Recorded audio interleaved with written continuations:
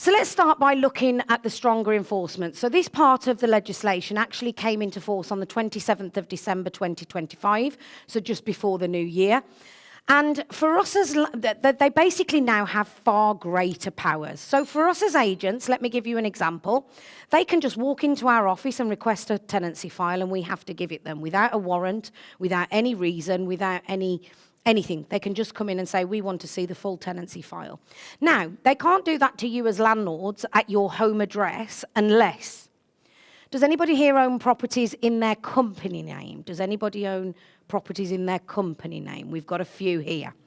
Now, if your company is registered at your home address, then they have rights to access your property to ask you the same thing.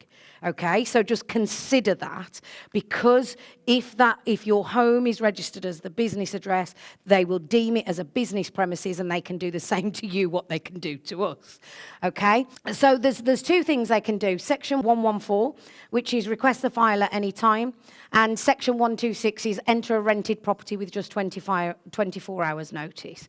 Now, the biggest change in council enforcement, and the one thing that I want to make clear here, is because, as I said to you, legislation is my thing, and I actually get really, really angry because I think that there are a lot of good landlords out there, there are a lot of good letting agents out there, there are a lot of good tenants out there, but there are also a lot of bad tenants out there.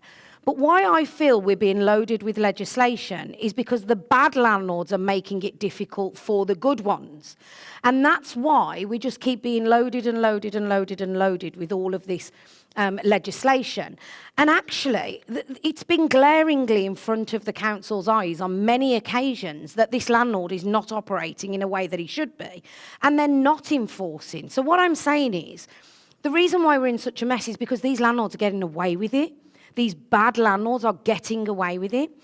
But the one fundamental change that the Renters' Rights has brought into the council is this. The council currently have a responsibility, or before the 27th of December, they had a responsibility to enforce.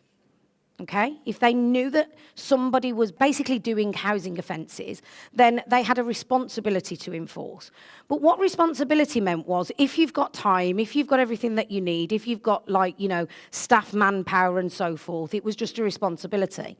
Now they have a duty. And that just changing word means they have a duty to report on a monthly basis to the hierarchies. What have you done to ensure that housing offences are not taking place? And that is why they have been given such a big pot of money, £60 million, to enforce. Now, remember, when they enforce, there's multiple things that can happen. Some pieces of legislation are criminal offences. You can actually end up in jail. But most of the time, what will happen is you will end up with a civil penalty or a fine. Now, if the council are successful at fining you, that money goes into the council. So that's their money. So they've actually gone out and hired multiple more staff to facilitate this, because they can cover the costs of these new staff, because the money that they receive from fining these landlords is going to go into their pocket. So there's a financial benefit for them, and they now have a duty of enforcement. So you need to bear that in mind. I think gone are the days where we are going to get away with it. So normally what would happen is they would just look at something when a tenant has complained, but now they have the powers to do it randomly. If they have any suspicion of anything at all, they have the right to then go and request and have a look at that. So they've been given greater powers now. Okay, so the first big change that is happening is all of your tenancies. Now, let me just be clear. All of your assured short-hold tenancies or assured tenancies, this will not, and nothing that we're talking about tonight, will apply to any company lets. So if the tenant is a company, any non-Housing Act agreements, any license to occupy, it only applies to Housing Act tenancies, which is the majority of the tenancies that we operate in.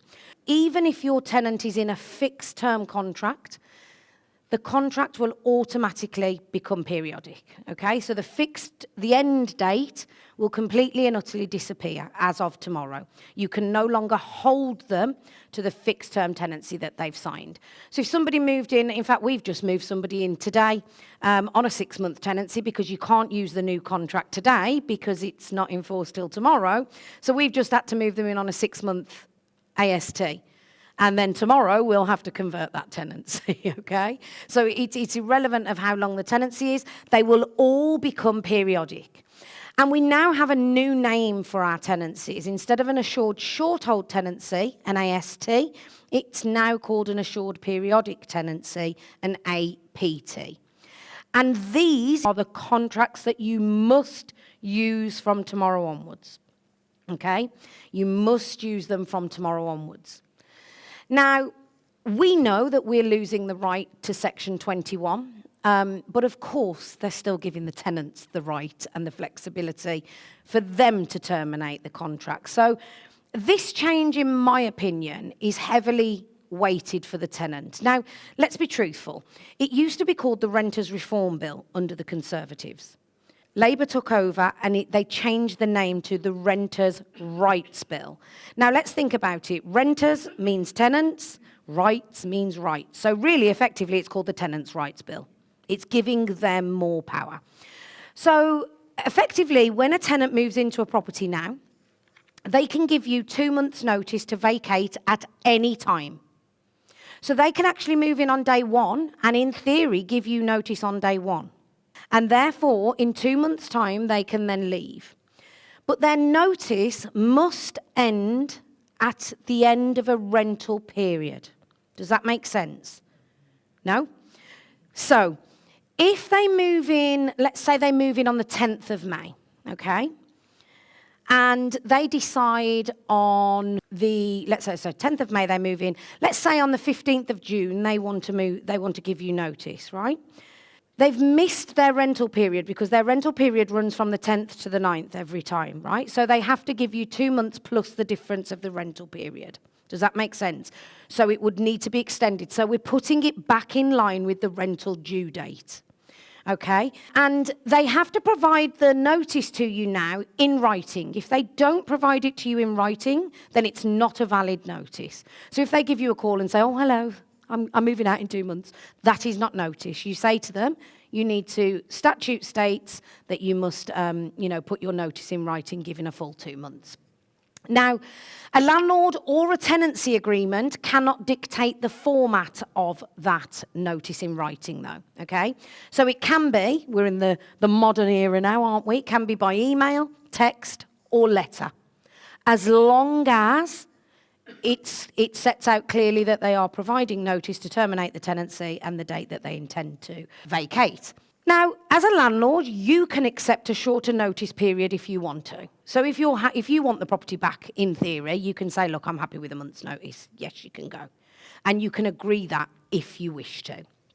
Now, this is the really important bit, right?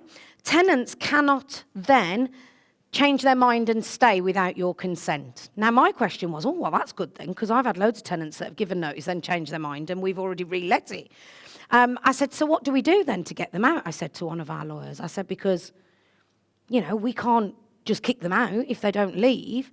And he said, oh, no, you've got to go to court under a Section 8, Ground 12, breach of tenancy. I said, so in reality then, we may as well let them stay, right? Because that is going to take months on end to physically evict them. So let's not get too happy, but yes, the tenancy will actually end.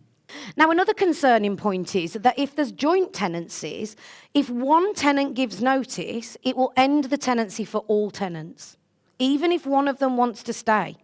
Right? So have any of you at the moment done a change of sharer process where one tenant has moved out and another one has moved in, and you do it, with either you can do it with an agreement of surrender, an agreement of variation, you can do a new contract, there's a variety of different ways. But it's, at the moment, up till today, it's quite a simple process to do. But in the new world, you won't be able to do that because the tenancy will automatically end, and you have to, if you are going to allow one tenant to stay, start a whole new tenancy agreement. So that one has to end in its full format, deposit and everything. The new one will start with a new deposit, new names and so forth.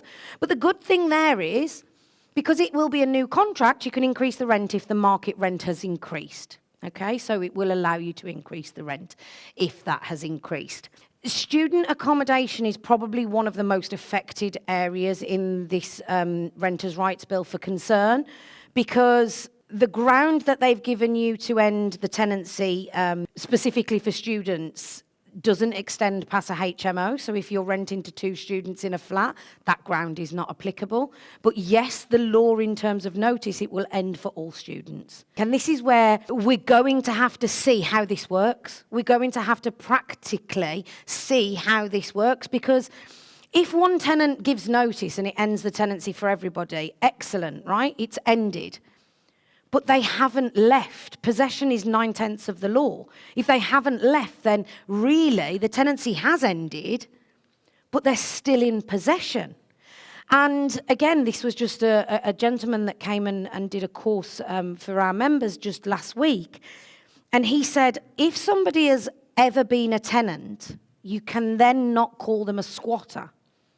In law, they are not a squatter if they've ever been a tenant. So it's just creating a whole realm of potential problems that we may be facing.